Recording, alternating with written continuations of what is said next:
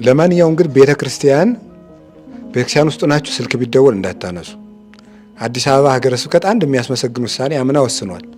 ምንድን የሚለው ቤተክርስቲያን ውስጥ ማንም ሰው ስልክ ይዞ እንዳይገባ ውሳኔ ተወስኗል። ካህናት ማለት ነው። መቅደስ ውስጥ ስልክ ይዘው እንዳይገቡ። አሁን እንደኔ ያለ ለፍላፊ ነው እንጂ አሁን ትልልቅ አባቶች መስበክ ሁሉ እኮ ጠልተዋል። ታውቃላችሁ አይደል? ኧረ ለምን ነው የምንናገረው ብለው ሻል ያሉት አሁን ውዳሴ ማርያም እየደገሙ ነው እንጂ በየዋሻው እየሄዱ ወጥቶ የሚሰብክ የለም። ይጠቅማል ይበጃል እያላችሁ የግል ፍላጎታችሁን ወደ ቤተ ክርስቲያን አታምጡ። የኔ ፍላጎት ይሰራ፣ የሚያድናችሁ እሱ ነው። መቅደሱ መቅደስ የሚሆነው ቤተክርስቲያን የምትሆነው አንድነታችሁ አንድነት የሚሆነው እኔ እንዳሳየዋችሁ እያደረጋችሁ ስትሰሩ ነው እያለ ነው። ለመማማሪያ እንዲሆንን የመረጥኩት የመጽሐፍ ቅዱስ ቃል ማለዳ ማለዳ ያመጡ ነበር በሚል ርዕስ እንማማራለን። ማለዳ ማለዳ ያመጡ ነበር። ኦሪት ዘጸአት ምዕራፍ 36 ቁጥር 3 ላይ የምናገኘው ኃይለ ቃል ነው። እስራኤል ከግብፅ እንዴት እንደወጡ ወጥተው ደግሞ እንዴት የሚፈልጓት ሀገር እንደሚገቡ የሚናገር መጽሐፍ ነው። ይህ መጽሐፍ በቀጥታ ከክርስቲያኖች መዳን ጋር የሚያያዝ መጽሐፍ ነው። ጌታችን ኢየሱስ ክርስቶስ መጥቶ እኛን አውጥቶናል ከሲኦል፣ ከአላዋቂነት፣ ከክህደት፣ ከቁራኝነት፣ ከኃጢአት፣ ከሞት፣ ከመቃብር ጥፋት ከዚህ ሁሉ ክርስቶስ አውጥቶናል። ሊያወጣን ነው የመጣው። እንግዲህ እንደምታውቁት እስራኤል 215 ዓመት በግብፅ ሲኖሩ ራሳቸው ተዋግተው መውጣት አልሆነላቸውም ነበር እና እስራኤል 40 ዘመን ሲጓዙ ከፈርዖን ከወጡ በኋላ መንገድ ላይ የእግዚአብሔርን ስርዓት ይጠብቁ ነበር። መቅደስ እንዲሰሩ ታዟል። ጌታችን ኢየሱስ ክርስቶስም ፈርዖንን ዲያብሎስን ድል ከነሳልን በኋላ ከሲኦል ከዲያብሎስ ቁራኝነት ከሞት ባርነት ነፃ ካወጣን በኋላ ስርዓት ሰርቶልናል። እስራኤል ከግብፅ ከወጡ በኋላ በዚህ ዓለም 40 ዘመን ኑረዋል። እኛም ተጠምቀን በዚህ ምድር እንኖራለን። ፈርዖን ቢሞትም ሌሎች በየመንገዱ ያሉ ነገስታት ይዋጓቸው ነበረ። ለእኛም ዲያብሎስን ክርስቶስ ድል ቢነሳልንም በየቀኑ ውጊያ ያለብን ከአጋንንት ጋር። ውጊያችን ከስጋና ገደም ጋር አይደለም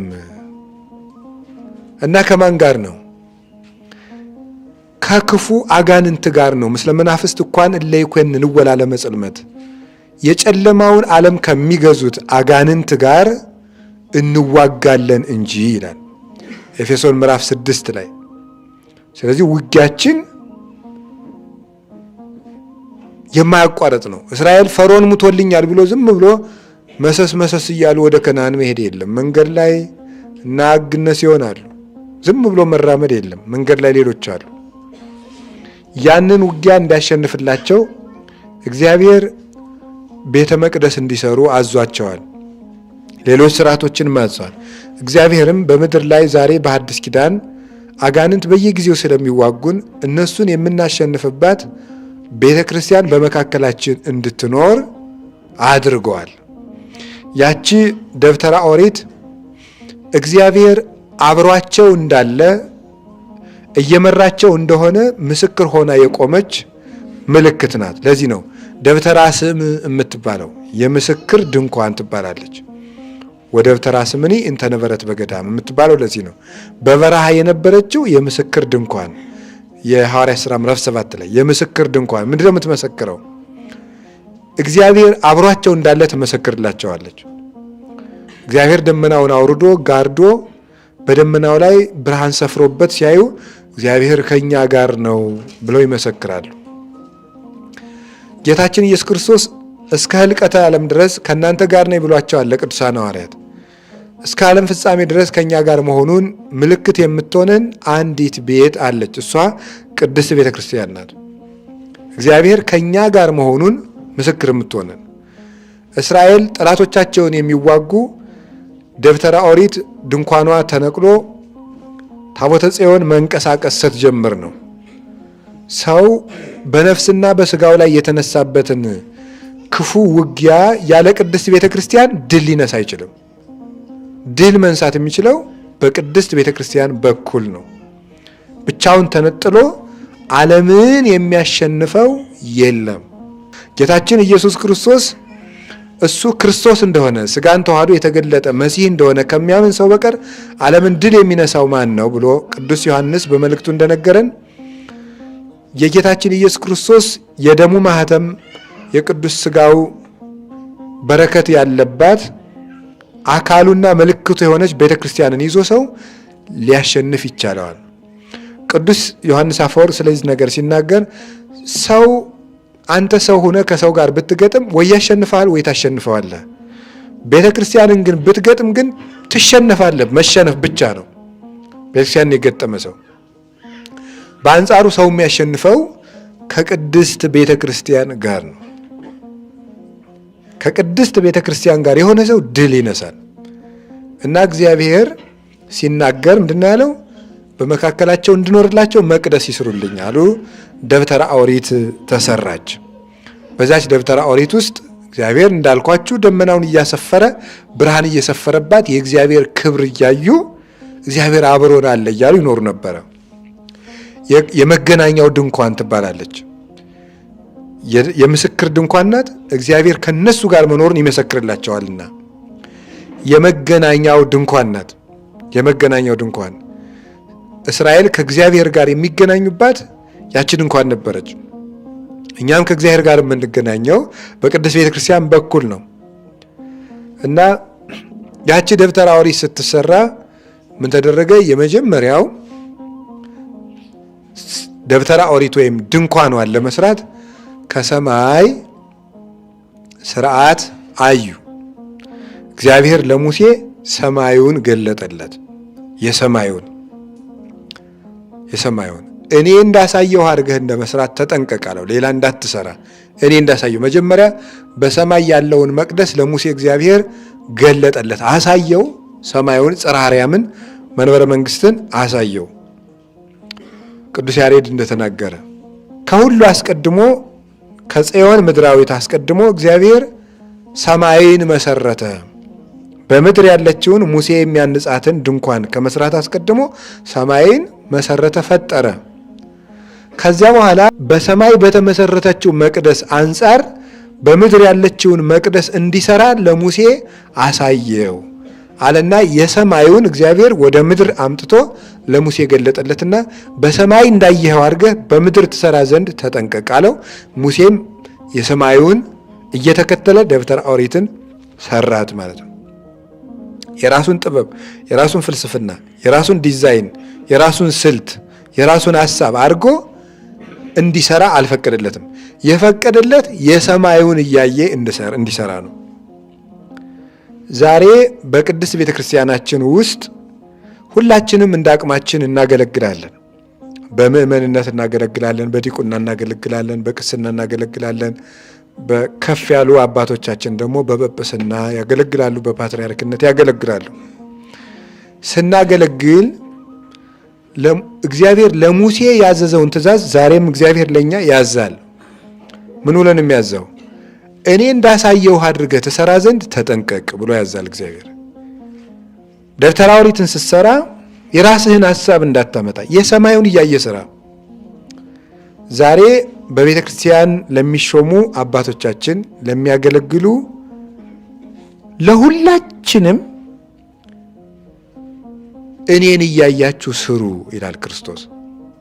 እኔን እንደሰራሁት አድርጋችሁ ስሩ፣ ይጠቅማል፣ ይበጃል እያላችሁ የግል ፍላጎታችሁን ወደ ቤተ ክርስቲያን አታምጡ። የእኔ ፍላጎት ይሰራ፣ የሚያድናችሁ እሱ ነው።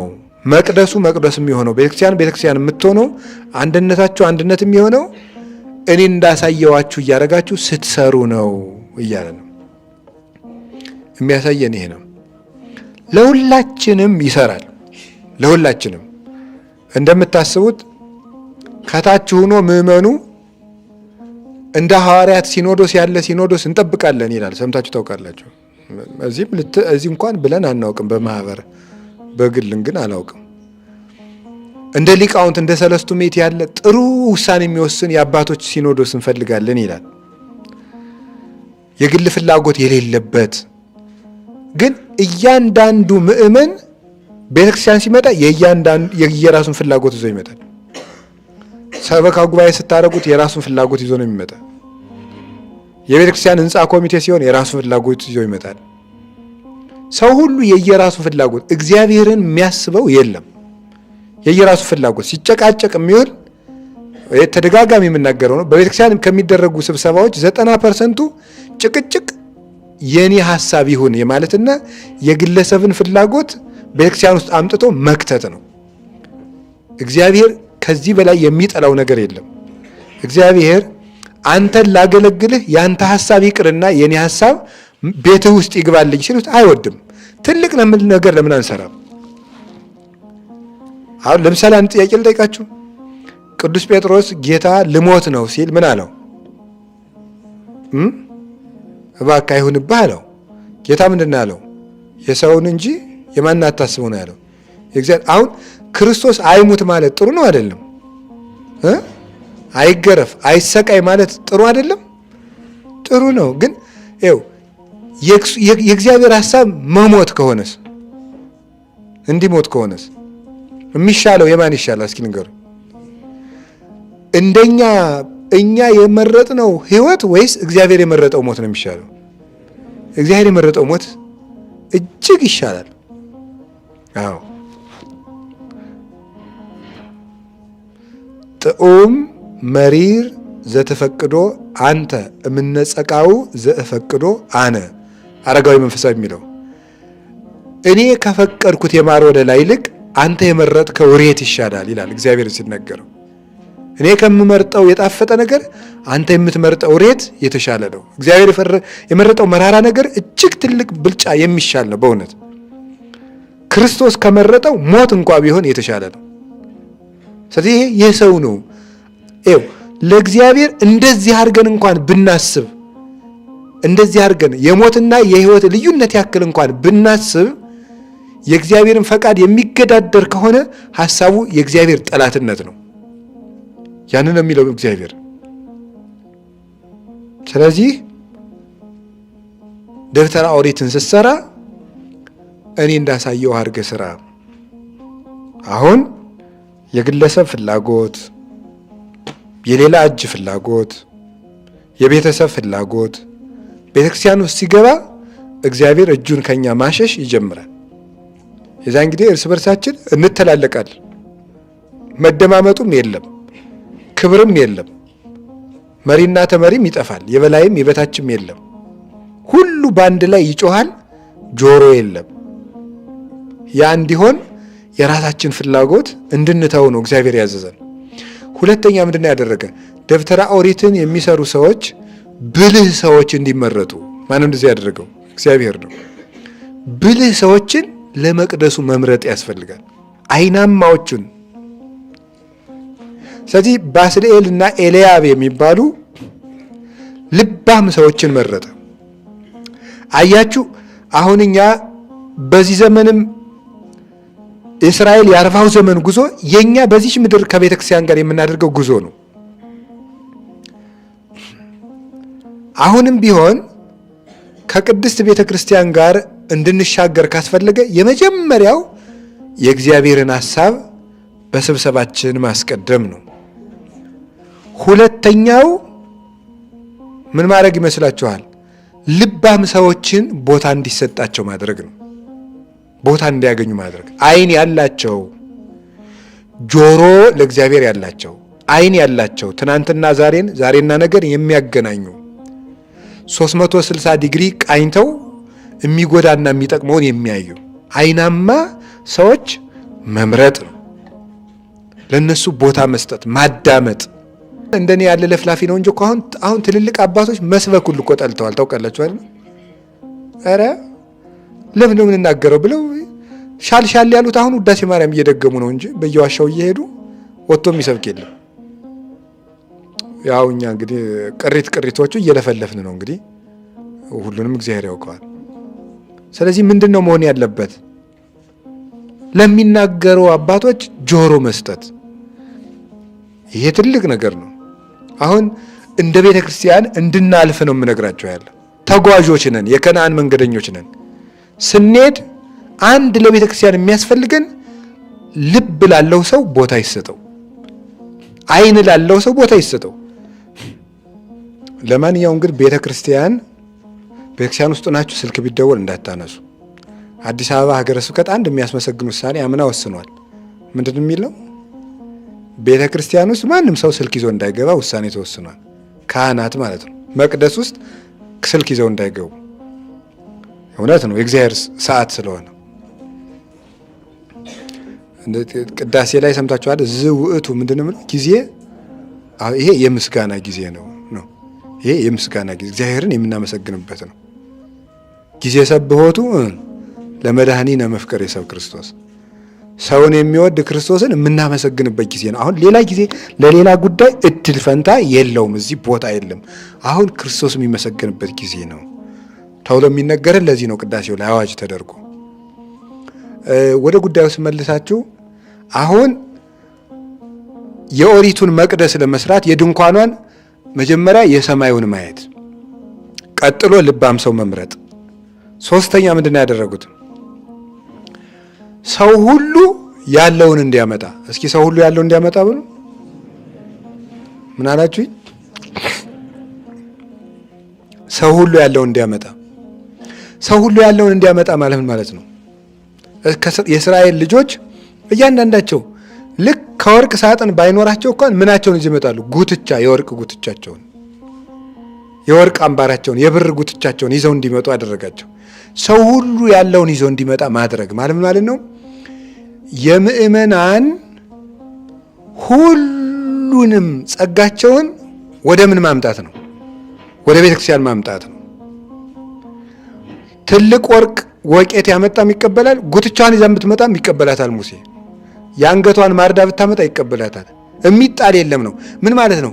የማያስፈልግ ክርስቲያን የማያስፈልግ መክሊት የለም ነው።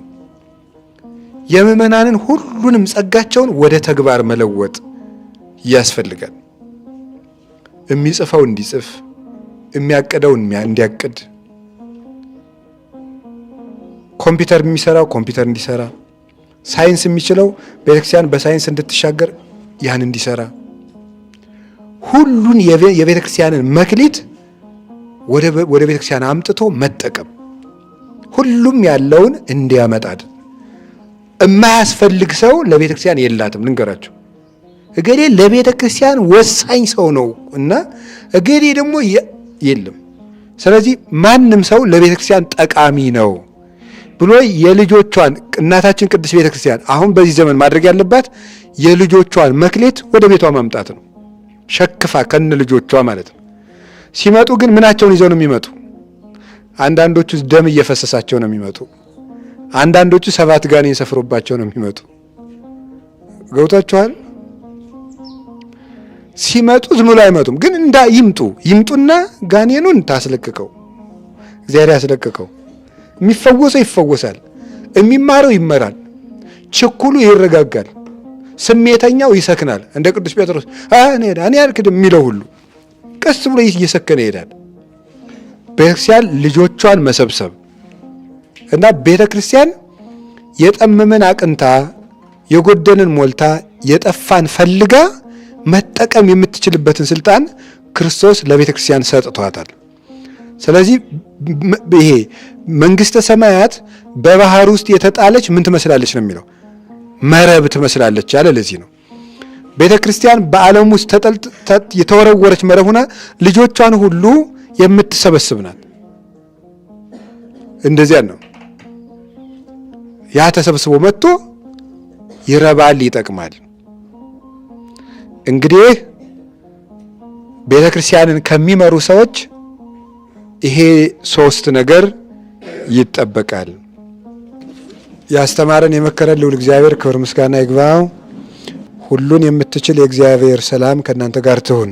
በሰላም ደሮ። ስብሐት ለእግዚአብሔር።